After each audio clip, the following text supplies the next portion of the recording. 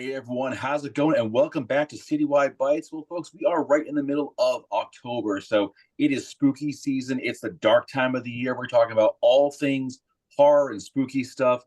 So, joining me today is the editor and writers behind the soon-to-be released book "Winter in the City." It's an anthology of stories out actually through Ruadán Books out of Boston, my old stomping ground. So, joining me are R.B. Wood, Mike Allen, and Xan van Rooyen.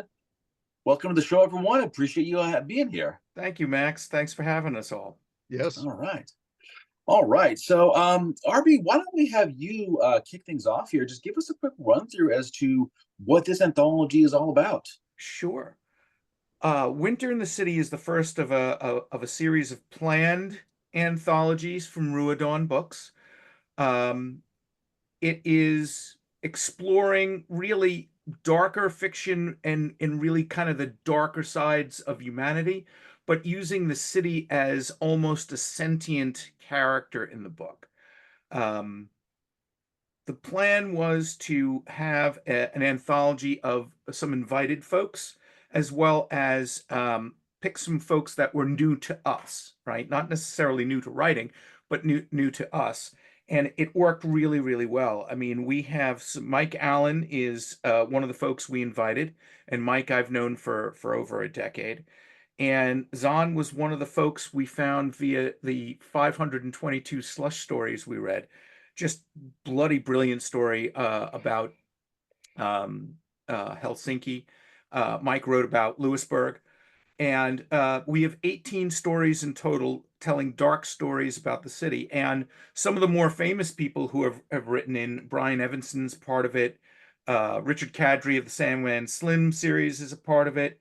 Sam Rebelin, who's just done really well at the Stokers, is a part of it. Gwendolyn Keist, Sarah Reed. We have some really great people that were invited. Bracken McLeod, of course. But the people we found via the slush have some really great stories in there. There's some fabulous stories from around the world, and that's really what we're doing. We're introducing the concept of telling stories from people who have been there, who have done that. The city is really a character, as I said, in the story, and I think what you'll see is that these bite-sized stories, with the exception of Mike's, which is 8,500 words long, plus or minus, are really kind of insight into various cities around the world, their authors, and social norms and not social norms, and how people deal with them. So it's really a dark speculative fiction collection. And it's first, and we're actually open for submissions now for the next one in the series, Spring in the City. So Winter in the City, Spring in the City. I'll bet you can guess what the final two will be called. Fall, right? It's gonna be fall. Nope, autumn, but close. Well, actually, autumn actually sounds better. That sounds better. I like that. And then Summer in the City, of course. Yes. So that's in a nutshell. That's what the our first publication as a new press is going to bring to the world December 10th, and we're excited to do that. It's up for pre-order right now, not only on our site, ruadánbooks.com, Ruadan Books, all one word.com, but it's already up for pre-sale on Amazon and Barnes & Noble and Kobe and Apple Books, and a whole series of both online and brick and mortar ready for pre-orders. So people can order from their e-commerce or brick and mortar place that they are most comfortable with. I just want to say that RB, you are a marketing machine. You've covered all the bases. You've covered the website, you've covered the ordering process, the release date, all of it. So props to you. I like that. I like that. Well, thank you very much. I'm not sure if it's insanity or not, but I appreciate the compliment. So let's talk about the city as being a sentient character. How does a city become a character in a story? What does a city kind of add to a story? Oh, I think, you know what? I can answer that. I would prefer our writers talk to that, because then they'll talk to Please, their yeah. individual stories without giving spoilers away, guys. but Xan's story about Helsinki is bloody brilliant, and Lewisburg is terrifying. Or whoever would like to Lewisburg. start, I think your ideas of how you incorporated the city into your story make for good telling. So whoever'd like to start. All right, then let's open with you. Sure. Gosh, it's an interesting one. I think um, for me, because Helsinki is my adopted home. I'm originally from South Africa, but I immigrated to Finland, and I've been there for like 15 years now. Um, Helsinki just has such a strong personality, and at the same time, it's kind of strange. It was never the original capital that used to be Turku, so it's kind of also developed a little bit differently historically. And when I started to find out more about Finnish history and more about the history of Helsinki, there was a lot that was sort of simmering underneath the streets, quite literally, in fact, that I had no idea about. And so I wanted to incorporate this darker history of Helsinki into my story. And as I started to kind of like peel back these layers and sometimes kind of like scabs on old wounds, I started to realize maybe why Helsinki is the type of city that it is and has this sort of personality. And at the same time, Finland in general is kind of known to be, well, dark physically because of the location in the Nordics. We have very long, dark winters. Winter is very much a state of mind as well, and they have quite a problematic mental health situation in Finland. It has one of the highest suicide rates in the world. And so while I was digging into the history of the city and kind of the culture of the people and just the personality of Finland in general, I think there's so much that kind of contributes to this persona, so to speak. And then also kind of matching that with the very, very old mythology, not just the Kalevala, which is very much kind of the old mythology reimagined by one poet, and also has the unfortunate aspect of some Christian washing happening with the way that the Kalevala was told and the way that these stories were collected and rewritten from a Christian perspective.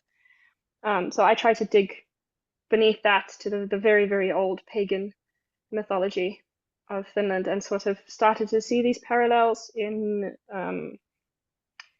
some of the ideology or some of the stories or some of like the folklore that still perseveres to this day. And then of course with more contemporary history, the war history.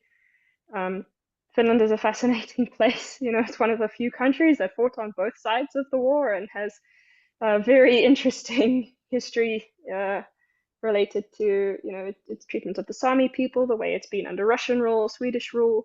So it's sort of quite a melting pot of I would say oppression in various ways, and then you have this very oppressive climate as well. And that was kind of how it all tangled together and sort of manifested in my story. That was a very long-winded answer. Sorry. No, it's a great answer. It really is. And it's modest because there's a couple of things here just to throw out because Xan has studied a lot of folklore and history. And one of the reasons why we loved their story so much is Ruadán, of course, was the Irish god of espionage and mystery, and was Breeze and Bridget's son, who was sent off by Breeze, who's an ass, for lack of a better term, to spy for the Fomor, which was the deadly enemies of the Irish gods. And so he was spying on the weapons god, Gofnu's foundry, and then tried to kill him with his own weapon, of course, which backfired. At the end of the day, when Bridget discovered what had happened, her wailing has led to why keening is so popular in Ireland today for funerals and things along those lines. But also, there's a lyrical aspect to Xan's storytelling. There's so many layers because they have also a degree in music, as many writers are affiliated with many other arts. There's a lyrical aspect to the story as well. So there's layers, there's a poetry slash lyrical aspect to it. And that's why we loved the story and had to have it. And we're talking to Xan about potential other works in the future, not to put them on the spot. But speaking of poetry, Mr. Mike Allen, who just came out with his third in the unseeming trilogy of collections, Slow Burn.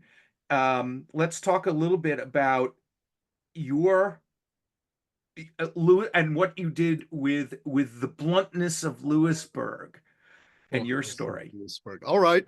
So I want to toss it out just quickly. My wife and I have traveled to Helsinki.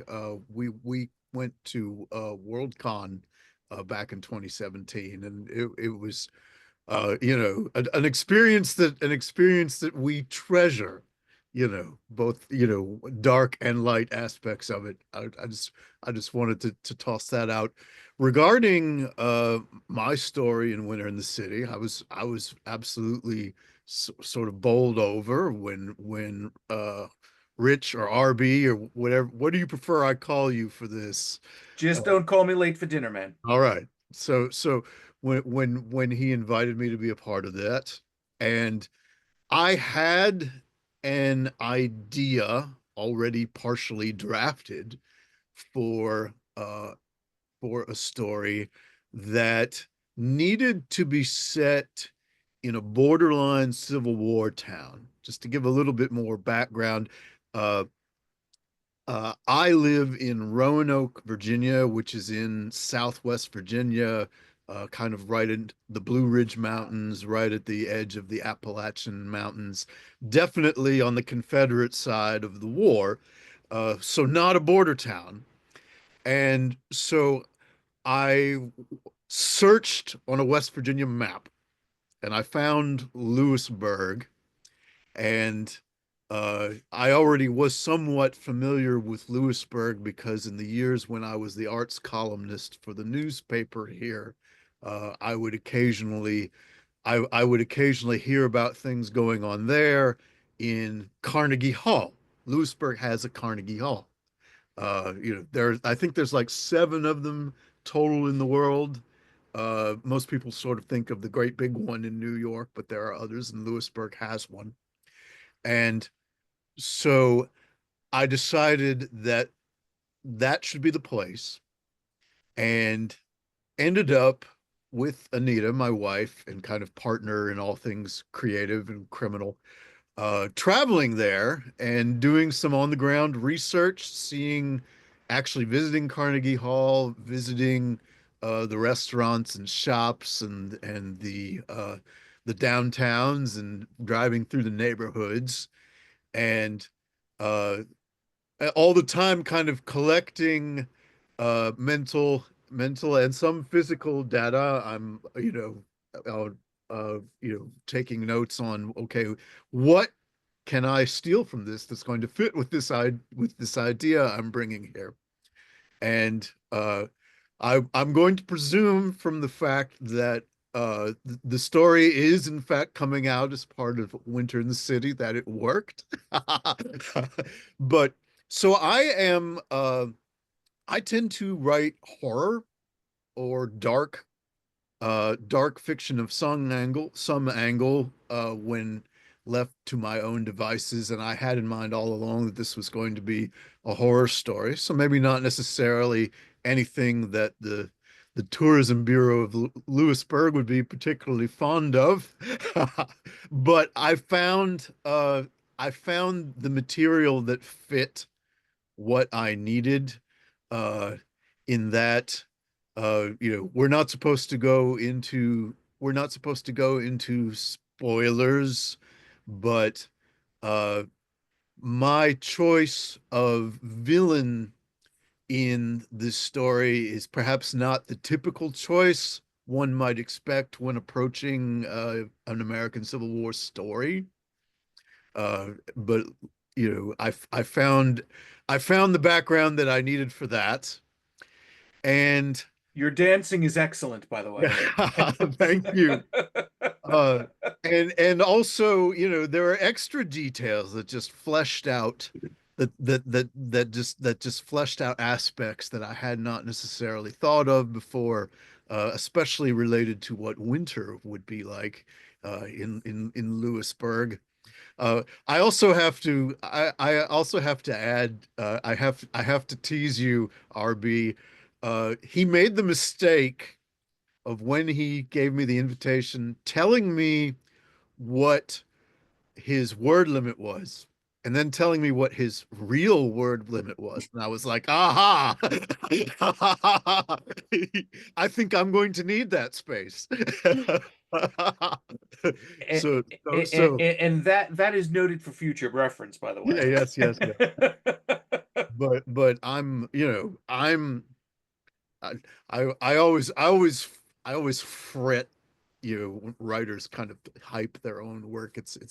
But I'm very, very proud of what resulted from this, and further from how it improved uh from Rich's feedback. Uh and I'm very delighted to see this story uh see this story slouching toward Bethlehem to be unleashed.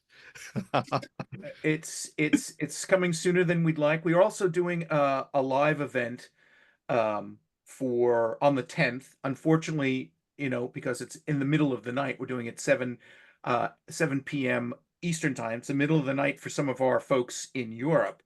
But Zahn actually had a great idea about maybe doing some pre-recorded stuff from our friends who can't attend. And I like that idea. But again, I'll go with the marketing. Sign up for our newsletter and you'll get all this information. And that can be found on our site, ruadánbooks.com. So it's easy to edit an anthology like this when you've gotten past the slush and you've got the quality stories that you want. It just becomes a joy to work with the authors. And every single author that I worked with on this, and I was fanboy of 3 or 4 of them, to be perfectly honest. And that was the hardest part, was putting that aside and telling someone like Richard Kadrey, whose Sandman Slim series I just love, that I needed him to add more details for his stories in Brooklyn, and it is disturbingly brilliant and deliciously evil. But there are different takes across the board with the dark speculative fiction. We have cities that are in the past. We have future cities. We have some science fiction. We have some fantasy. We have a lot of darkness, horror, or horror adjacent type stories in here. And that's what we wanted to bring, is a cornucopia of different cities and different stories to life for people, not just here's the city and here's the cement sidewalk and here's a tree that's surrounded by cement. And no, it's the characteristics of the city. And as Zahn so perfectly said, and Mike's research showed for Lewisburg and Helsinki, the stories we selected make you feel like you're there. You're living an aspect of a specific city. Maybe you didn't know about it, maybe you knew a little about it, but you'll know a lot about the city, even in the short amount of space that with the exception of Mike, most of the most of the authors used. And that's why we like bringing that here. There's a lovely story by let's see, the one I wanted to really talk about was, I kicked off the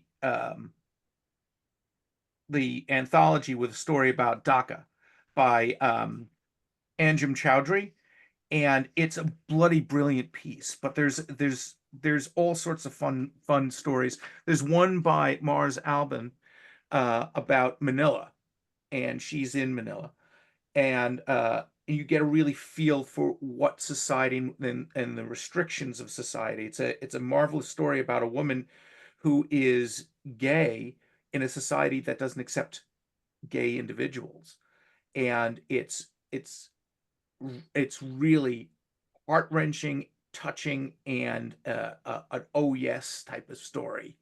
Um, and that's what I love about dealing with a lot of different writers. And I had so much fun doing this that I already said we're going to just keep going with this particular series. My acquisitions editor, Anna Kuhn, worked on this with me because I wanted to get another opinion on the stories I selected and the story order. And we went through it together, and Anna had some great ideas to the point where I had to put her name on the cover because her ideas were brilliant, and she's brilliant. An artist. She's not a musician like Xan is, but she does local art. In fact, she's not on the call today because she's prepping for local Boston open studios next week that she's going to be doing some work on. But dealing with talented people is so much fun. It is, yeah. It definitely is. And let's be honest, the one thing that ties all of us together on this little spinning globe is story. That's something that's been consistent for 100, 200,000 years. Stories passed down from one generation to another. Stories that help us figure out who we are. We like the dark stories, but there's a selfish reason why I certainly appreciate the darker stories. I don't know if you've figured this out during your process, Max, of talking with people, etc.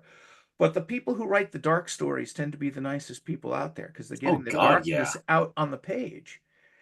And that exploration of who we are as a people, that's how we discover ourselves. That's why I won't give up writing myself. Of course, I can't publish myself in my own publishing house, which is a shame, but that's okay. I'll still continue to write. In fact, I'm off to Ireland in about 5 days to finish up a novella that is due next month. So, it's wonderful to explore places and concepts through writing because it makes you a more empathetic person. It makes you more of a thinking person. And, you discovering who you are is the final stage, according to Jung, of developing as an adult human being, right? So I like that. Yeah. All right. Well, folks, we are now coming down to the end of this conversation. Of course, I want to thank everyone for joining me. sure. Mike's hat. We're both glad to be here. Yes. Thank you all for joining me. It's been a great pleasure to talk about the books. And one last time, folks, Winter in the City out December 10th through Ruadán Books, RUADAN Books.com. It's all there. Pre-order your copy right now, folks. It's October. It's the best time to do it. Pre-order your copy. Check out these amazing stories, and certainly we look forward to our next conversation. Thanks, Max, for having us. Appreciate it. And anytime you want to chat, I'm up for it. But I'll get people who you'd be more interested in chatting with. Absolutely, will do. All right, folks. Thank you. You're very welcome. You're very welcome. All right, folks. So this has been Citywide Bytes. Definitely check us out on Facebook under Citywide Blackout, Twitter, Instagram, Citywide Max. We'll see you all next time.